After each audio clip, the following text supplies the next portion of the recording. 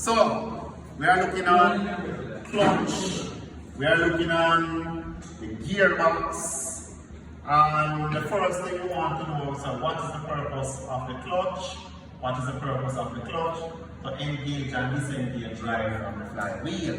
So some of the key parts that make up the clutch now, you stay one of this. Some of the key parts that make up the clutch is the clutch disc. Here we have the clutch disc.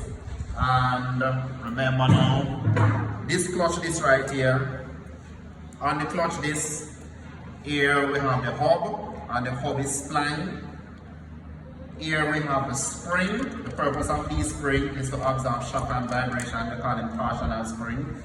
Here we have the friction lining material, and this material is actually made contact with the flywheel and the pressure plate.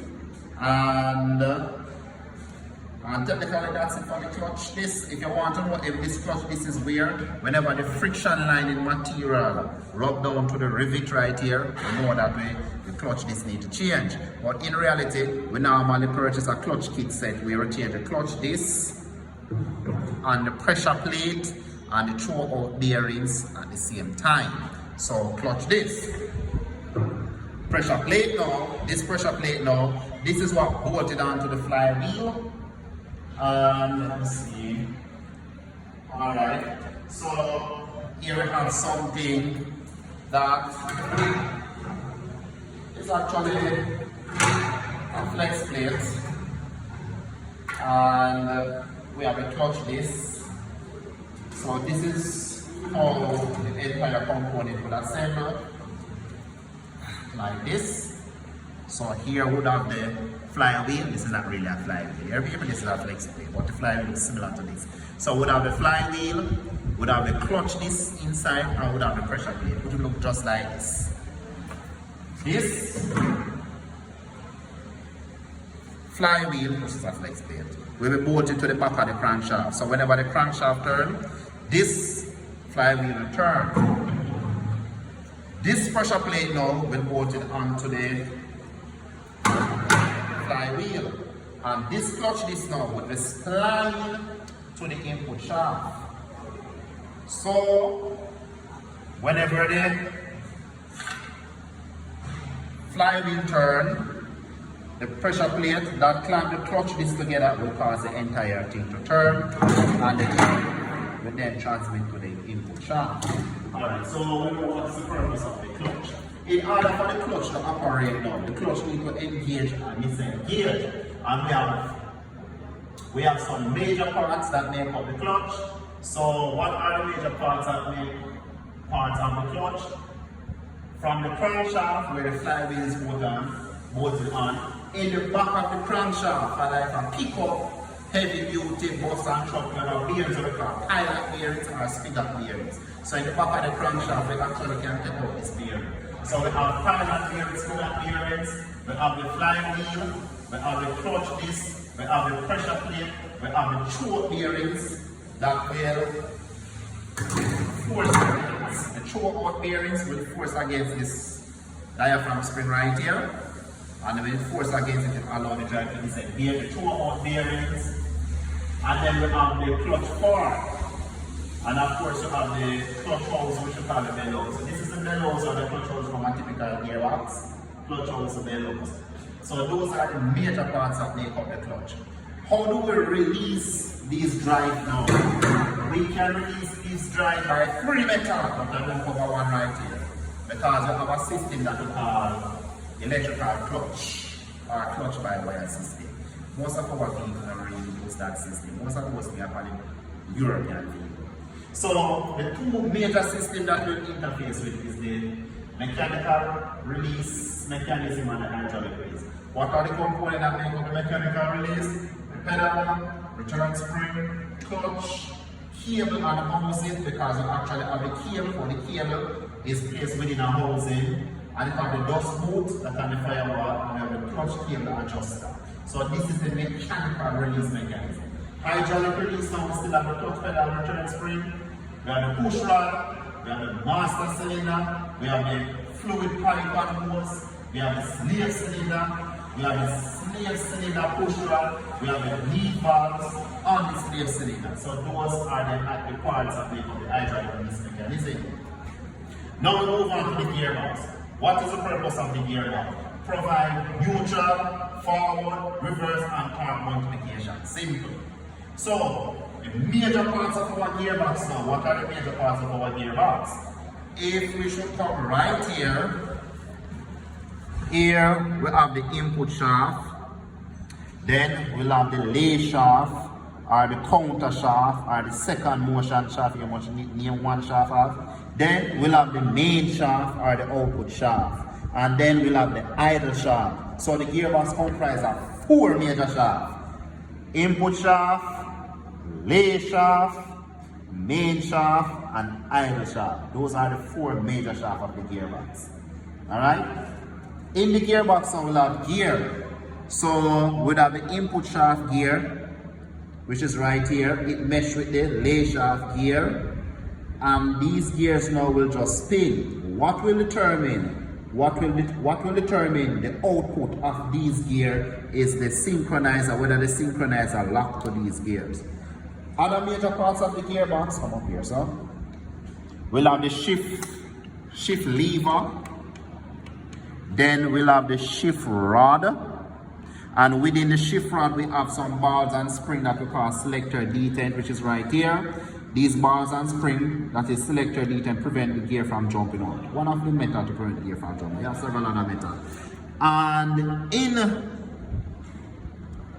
the gearbox now, we have the synchronizer sleeve, which is right here. And then we have the shift fork. Alright? So that's how we do it. Right here now, we will have a clearer view of the system. We'll have the input shaft, which is right here. Input shaft. Then we move these things so it don't create any confusion. We'll have the input shaft. Then we are creating any obstacle at the back. Yeah, move them. Alright, we have the input shaft. We have the lay shaft.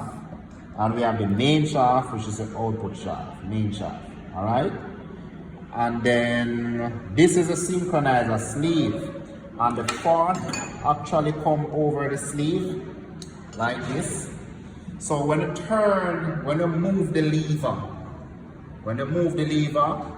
from the lever to the shift rod to the fork, this allows the gear to engage and disengage. So this is what actually causes the synchronizer sleeve to move and lock the gear. Alright. Within the synchronizer, it's a complex mechanism.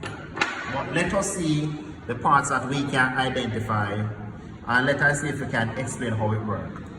Alright, right here, this shine piece right here, it's what we call the friction cone. It want to look like this. The friction cone would want to look like this right here. Friction cone. This is what we are seeing here. This is how it actually looks. The friction cone. Alright, this now is what we call the dark teeth. Here now is a blocking ring. The blocking ring actually look like this. This is a blocking ring when it disassembles. Alright. So we have the dark teeth, we have the friction cone, we have the blocking ring, we have the synchronizer hub, which is this, and we have the synchronizer sleeve. And how this basically works. And this is what we call a blocking ring synchronizer. We have several different types of synchronizer. I don't remember them off my head. But this is the most common one that I remember we use. Blocking ring synchronizer. And basically how this works. When the vehicle is in neutral, therefore no drive can be transmitted to the output shaft. Good. No drive. So if you should watch my hand, I'm turning the input shaft, but the other hand, which is on the output shaft, no drive can be transmitted to the output shaft. Alright, no drive, because the synchronizer is in neutral.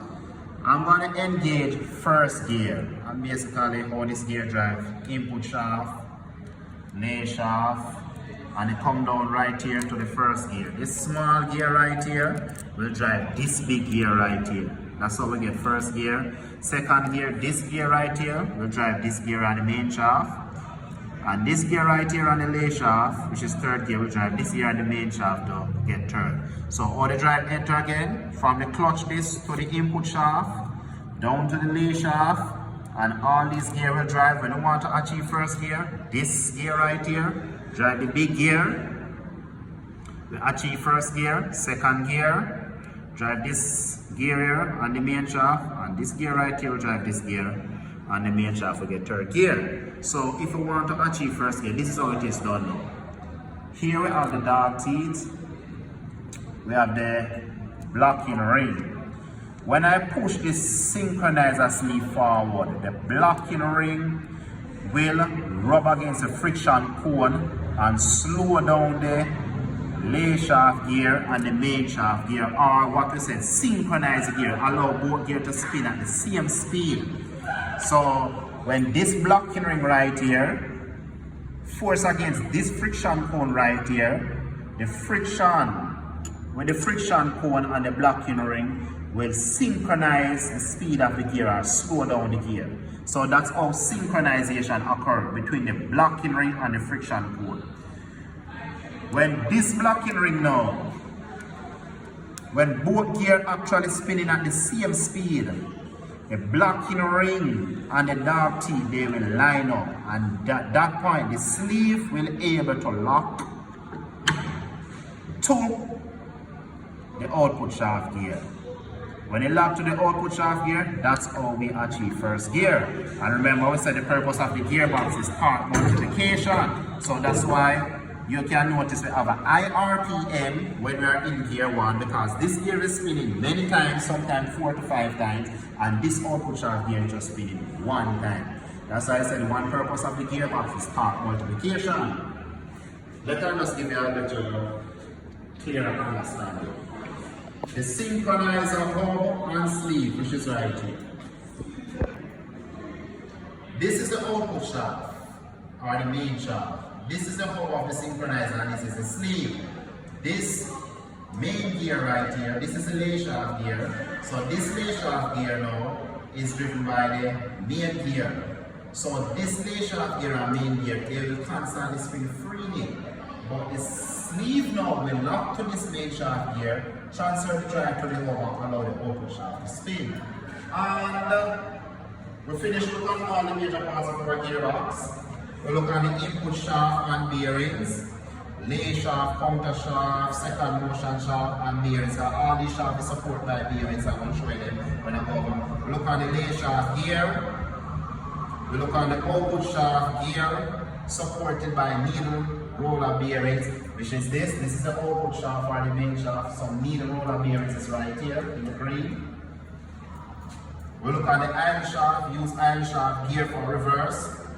We look at the shift lever and dust boot, which is that gear stick that the driver will turn or pull. Shift lever rod that carry a selector detail, so the rod is like this with the balls and the spring, prevent gear from jumping out. We look at the fork is placed over the synchronizer sleeve.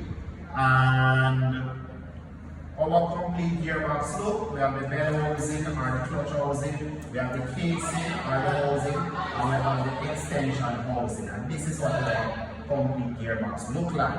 And that's it.